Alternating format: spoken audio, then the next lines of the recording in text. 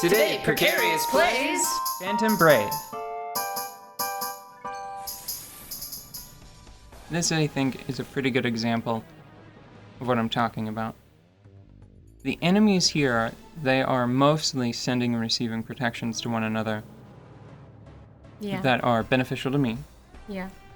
So, half of them, roughly, minus one, they are receiving double experience, and the other are, well, they would provide double experience or mana whenever defeated, right? Mm-hmm. That doesn't really inform how I play the map, though. I'm actually gonna probably ignore it.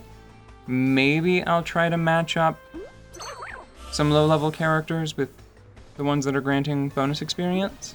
Yeah. But it's not the kind of thing that you can really hang your hat on. You can't make a whole map around it, a whole engaging tactical map from it. Mm-hmm. In the same way that Disgaea has. Like, I'm thinking of one, I think it was in Disgaea D2, it may have been in Disgaea 2, where it was this series of gates, and I think that there was some time pressure. There was some, I think it may have been like an enemy towards the center of the map was leveling every turn from a geopanel effect. Mm-hmm. And then there were a number of gates that were very easily broken, but then you had to fight more enemies at the same time, right? Mm-hmm. So I feel like the structure, whatever it was, there was they gave you as much rope to hang yourself with as you could handle, right? Just here's all the rope. Do with it what you will. Try to swing across. Do your best. Yeah. I want to talk a little bit about Xenonauts because this is a map that didn't start with a demo. I don't know if they're going to sneak one in at the end. They blew up Morona's crystal. I'm very salty about that. I think the thing to do is, yeah, I'm gonna go ahead and drop Epoxy in here, and then I'm going to retreat on top of my dear friend, Mr. Steelman, and get a nice heal. Aha! Can I reach that rock? No, I can reach this, which is better. Bookstore. Mm-hmm. Bookstore has a starfish. Xenonauts is an interesting title, an interesting strategy title. Yeah. In that, I would say it gets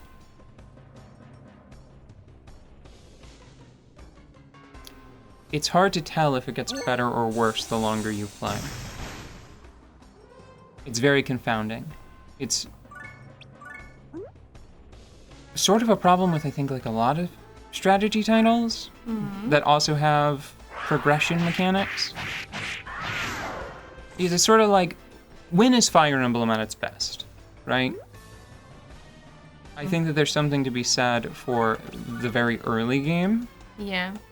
Whenever you have a small number of units that are relatively weak, you're getting new people that you have to choose, like, do I want to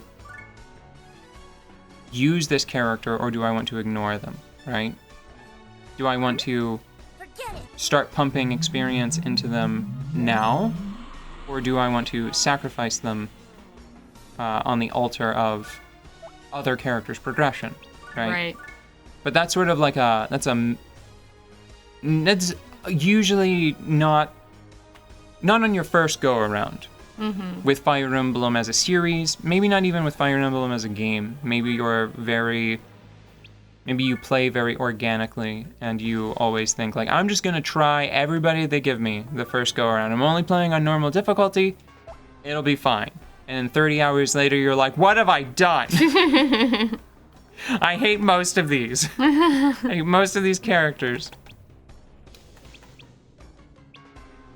So,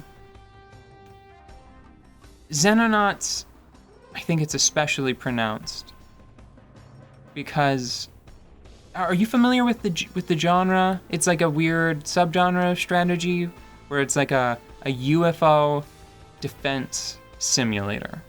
Like, ooh, what's that other one? The one, like the one that did the whole thing. I think, so it has different names in different regions. It's UFO defense, I believe. And then it might have a subtitle on top of that. That's not, I was thinking of XCOM. Yeah, same game. Okay. Same game, different name. Okay. So yes, I'm familiar with this idea. Yes. And Xenonauts is meant to be a spiritual successor to the old style of that game. I like the Fire Axis? Firaxis? I say Firaxis. Let's just agree on Faxis. There. Fax risks. Fax risks. So, your vaccine risks. Mm-hmm.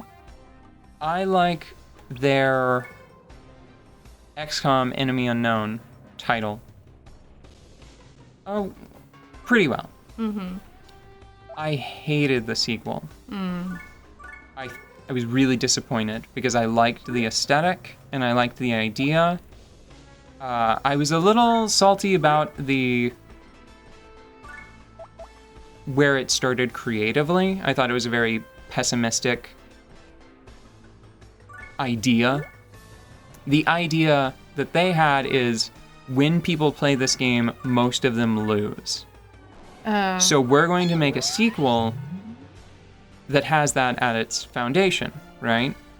Oh. It's gonna be a situation. And I thought, like, that is such horseshit. That's not true. And then I started to look around online and, like, watch videos and stuff, and I had to admit, a lot of people just lose this game. Mm-hmm. And not even because, like, don't even bring it up. It's not because they're on Iron Man mode or hard mode or whatever. It's just, like, they lose interest halfway through, or they just don't have the chops to get through, to even, like, save scum their way through normal mode. Well, that's a little sad. That is pretty well. pessimistic. Well, I mean, I guess, I don't know, maybe they just had straight up numbers to back it up. Well, they probably did. The point is that despite that pessimistic attitude, I did like the aesthetic and I liked the idea that humanity's already lost, and what you're trying to do is a sneaky guerrilla war that's like as political as it is about war fighting, right? Okay. Did I accidentally... Did he run out of juice? What happened to Bookstore? I totally missed it. I don't know what happened to Bookstore. Maybe he must have disappeared and taken his item with him. Maybe. When I wasn't paying attention. What is interesting is that I think that the reason why I liked that game so much less, it's because Xenonauts and XCOM, UFO defense, let's say.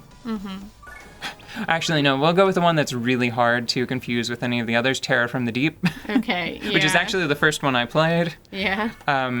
Terror from the Deep, that style of XCOM, and even a little bit it's a transitional game, but a little bit XCOM Enemy Unknown. Those titles are UFO defense simulators. The thing that they're trying to do is present a scenario, it feels like,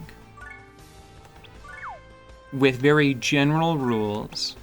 And it doesn't, it's sort of like the point was not to make a challenging experience. We just wrote down how we thought it would be and then put that in the game. Right? Right. I think the reason why I didn't like, I think it was just called XCOM 2, actually. The reason why I didn't like XCOM 2 is because I feel like it moved away from being a simulator that was just describing a thing that existed somewhere. Yeah. And became a game instead. And I think that for the format of a game, I think it's a pretty poor one. I could probably say a lot about Xenonauts, actually.